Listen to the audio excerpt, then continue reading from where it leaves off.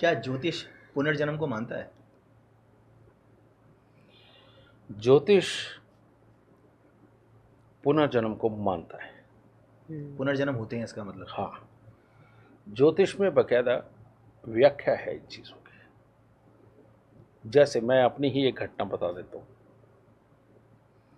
जब मैं पैदा हुआ तो मेरे चाचा दादाजी ने कहा मेरी दादी जी को जाके कि लो एक और ज्योतिषी पैदा हो गया। अच्छा। तो मेरी दादी जी ने अपना देवर थे उनके, वो कहते तेरी तरह भूखा मरेगा, क्योंकि पहले ज़माना ये था कोई कुंडली दिखा के गया तो कोई चवन्नी दे गया, कोई दवन्नी दे गया। बिल्कुल सही बात। तो कहते नहीं, ये अमीर ज्योतिषी है, ये सैकड़ों को खिला के फिर सोएगा। उसके बाद में जो भृंगु ज्योतिष वाले हैं होशियारपुर वाले, तो वहाँ पर हमारी बहन भी आई, बड़े ताया जी की लड़की। तो वो शास्त्री जी हमारे घर पे आए थे। तो उन्होंने मेरी दादी को कहा, कहते ये बच्चा किसका है? उन्होंने बताया तो उन्होंने मुझे गोद में भी उठाया, नाम किया। तो उन्होंने एक बात बोली, कहते ये पिछले जन्म का साधु था जी। कहते कुछ बहुत अच्छा खास इसने काम किए, कहते लेकिन अधूरा छोड़ के मर गया। कहते इस जन्म में ये पूरा करेगा।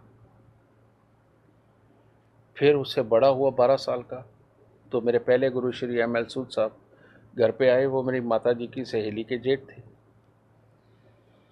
तो उन्होंने आकर के कुंडली देखी मेरी। जब उन्होंने मेरे माता जी ने दिखाई कि बहुत शरारती है ये, उन्होंने लपेट के कहा झोली कर डाल दी। कहते इसको कभी फिट्टे मुंह मत कहना। कहते क्या हुआ? कहते जिस आदमी ने पता नहीं लाखों लाख की कुंडली देखनी है तो उसकी कुंडली मुझे दिखा रही है।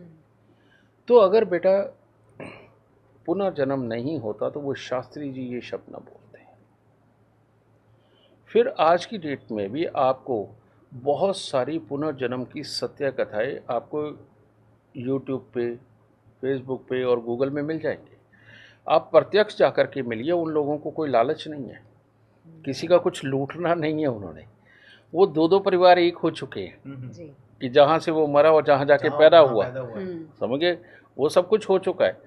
पुनर्जन्म तो है, और पुनर्जन्म की बातें ग्रह करते हैं, यानी कि ज्योतिष के अंदर। हाँ, ज्योतिष के अंदर ये बताया जाता है शनिवार में हो, बृहस्पति 7वें में हो, चंद्रमा 9वें में हो, बताते हैं।